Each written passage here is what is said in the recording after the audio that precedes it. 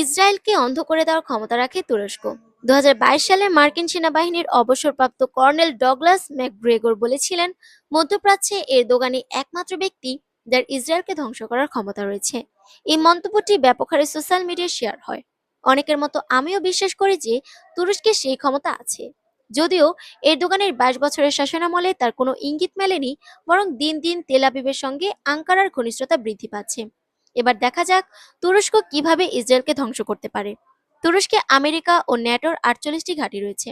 এগুলোর মধ্যে একটি ঘাঁটি ও বৃহৎ একটি শক্তিশালী রাডার সিস্টেম তাদের সকল শক্তির কেন্দ্রবিন্দু, যা সমগ্র মধ্যপ্রাচ্যে জায়নবাদী ইসরায়েলের চোখ ও কান হিসেবে ব্যবহৃত হচ্ছে। একই সাথে তা দখলদার ইসরায়েলের বৃহৎ শক্তির উৎস। ইঞ্জিরলিক ঘাঁটি মধ্যপ্রাচ্যকে নিয়ন্ত্রণের জন্য এটি সবচেয়ে শক্তিশালী ঘাঁটি। ইরাক, সিরিয়া ও আফগানিস্তানের আক্রমণের সময় এই বিমান ঘাঁটি গুরুত্বপূর্ণ ভূমিকা পালন করে। ইঞ্জিরলিক ঘাঁটি ব্যবহার করে তুরস্ক সরকারের সহায়তায় ইরাকে প্রায় ৪,৫০০ বিমান হামলা পরিচালনা করেছিল আমেরিকা। এছাড়াও সিরিয়াতে হাজার হাজার শিশুকে হত্যা করা হয়েছে এই বিমান ঘাঁটি ব্যবহার করে। তুর্কি সরকার এই ঘাঁটি বন্ধ করার দুঃসাহস যদি দেখাতে পারে, তবে মধ্যপ্রাচ্যে আমেরিকা ইসরায়েলের খবরদারি অনেকাংশেই কমে যাবে। মালাতিয়া শহরের খুরিজিক রাডার তুরস্কের পূর্বাঞ্চলীয় মালাতিয়া প্রদেশে ২০১২ সালে এই রাডার সিস্টেম স্থাপন করে মার্কিন নেতৃত্বাধীন ন্যাটো। এই রাডারকে বলা হয় মধ্যপ্রাচ্যের ন্যাটো তথা ইসরায়েলের অন্যতম একটি চক্ষু। এর রেঞ্জ প্রায় ২,০০০ কিলোমিটার, অর্থাৎ সমগ্র মধ্যপ্রাচ্যে এর আওতায় পড়ে। এই রাডার সম্পূর্ণ আমেরিকার নিয়ন্ত্রণাধীন। এই রাডার একই সাথে ইসরায়েলের ডিফেন্স সিস্টেমের অন্যতম একটি হিস্সা হিসেবে কাজ করছে ২০১২ সাল থেকে। মূলত ইরান ও সিরিয়া থেকে ইসরায়েলের কোনো ক্ষেপণাস্ত্র হামলা হলে এই রাডার তা আগেভাগেই তেল আবিবকে জানিয়ে দেয়। তুরস্কের প্রধান বিরোধী দলের নেতা কেমাল কিলিচদারোগলু ২০১৪ সালে এরদোগানের উদ্দেশ্যে বলেছিলেন, রাডার বেস ভেঙে দাও। এটা শুধুমাত্র ইরানের হাত থেকে ইসরায়েলকে রক্ষা করার জন্য স্থাপন করা হয়েছে। তুর্কি নেতারা যা বলছেন। গাজায় ইসরায়েলি আগ্রাসন শুরুর পর তুর্কি সংসদে এক রাজনৈতিক দলের নেতার বক্তব্য ভাইরাল হয়। তিনি বলেছিলেন, দুর্ভাগ্যবশত লজ্জাবনত মস্তিষ্কে বলছি, ইসরায়েলকে থামাতে ও ফিলিস্তিনিদের জীবন রক্ষার ক্ষেত্রে আমাদের নেতৃবৃন্দ কোনো পদক্ষেপ গ্রহণ করেননি। উদাহরণস্বরূপ, আমাদেরও ইসরায়েলের মধ্যে $৬ বিলিয়নেরও অধিক বাণিজ্যিক চুক্তি রয়েছে। এই চুক্তি কি বাতিল করা হয়েছে? না, হয়নি। উদাহরণস্বরূপ, কোরাজেকে তুর্কির একটি এলাকা।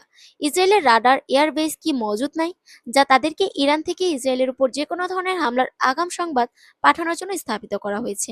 ওই ঘাঁটিকে বন্ধ করা হয়েছে? না, কিছুতেই বন্ধ করা হয়নি। এগুলোর মধ্যে থেকে কোনোটাই করা হয়নি। তাহলে এগুলো কি হচ্ছে? এগুলো হলো গদিতে বসে ফাফা হুমকি দেওয়া, ঐতিহাসিক মেকি কান্না ও ফরিয়াদ করা। আবার টিভি চ্যানেলগুলোতে জোরালো বিশ্লেষণ ও লেখনে প্রচারিত হয়। জাতিকে টিভি চ্যানেলের উপর দেয়া আপনার মিথ্যা ও মেকি হুমকির উপর আমরা কোনো আস্থা রাখি না। কুমিরের ন্যায় অশ্রুঝরানো আর কিছু আবেগী বাক্য, যেমন ফিলিস্তিনের জন্য আর কেউ পরিশ্রম করেনি যতটা আপনি করেছেন। এখন আপনি এ ধরনের কার্যাবলী দ্বারা আর কাউকে বোকা বানাতে পারবেন না।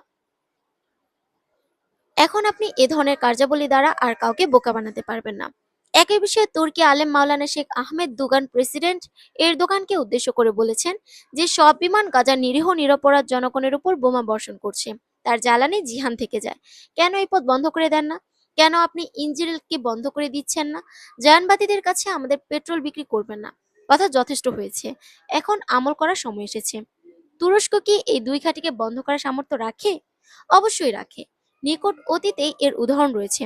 প্রফেসর ডক্টর নাজমুদ্দিন এরাবাকান ক্ষমতায় এসে আমেরিকার সকল ঘাঁটি বন্ধ করে দিয়েছিলেন। ইসরায়েলের সাথে পূর্বে সরকার সকল চুক্তি এক কোণে ফেলে রেখেছিলেন। এমনকি ইসরায়েলে সেনা পাঠানোর জন্য সংসদে বিলও পাশ করেছিলেন। কিন্তু আমেরিকা ইসরায়েল অল্প কয়েকদিনের মধ্যেই সামরিক অভ্যুত্থানের মাধ্যমে সেই যাত্রায় নিজেদের রক্ষা করে। বলা বাহুল্য, প্রফেসর এরবাকান মাত্র 22% ভোট নিয়ে ক্ষমতায় এসেছিলেন কোয়ালিশনের মাধ্যমে। কেবলমাত্র 50%-এর অধিক ক্ষমতার অধিকারী কোনো নেতার পক্ষে সম্ভব এই দুই ঘাঁটিকে বন্ধ করার। এরদোগান সরকারের সেই ক্ষমতা আছে। তুরস্কের ব্যর্থ সামরিক অভ্যুত্থানের পর এরদোগান ইঞ্জিরেলিক ঘাঁটি